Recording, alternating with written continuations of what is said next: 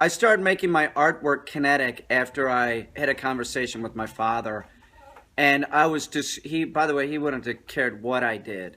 I could have done anything. He wouldn't have given a shit. But he was sort of a dick. He thought I should have stayed in the military. You know?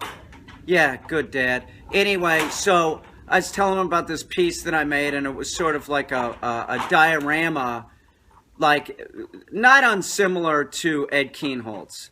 It was something like that. Like it was a scene. And my dad said, well, does it have lights in it? And I said, no, it's lit.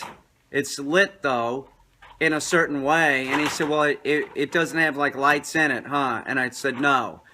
And he said, what about the figures? Because it was figurative, of course. And I said, what do you mean? He goes, well, do they move? And I said, no, they don't. And he said, well, you know, if you had lights in it and the figures moved, it would attract the eye. You might want to think about that. And, you know, and I hung up the phone with him, and I didn't really consciously consider it.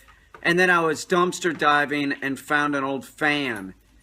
And I was sort of fascinated with the motor, and I screwed around with the fan motor for about a month and a half, something like that. And I figured out if you can make one movement, you can make other movements off of that movement.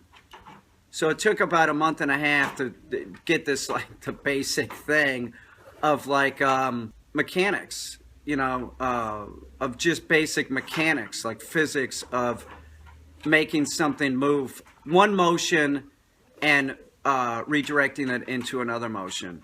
So that's when I started doing it. It was all due to something my dad said, you know. My dad, I would tell him about my art, and he would laugh and think it was funny. My dad had a sense of humor. My mother had no sense of humor.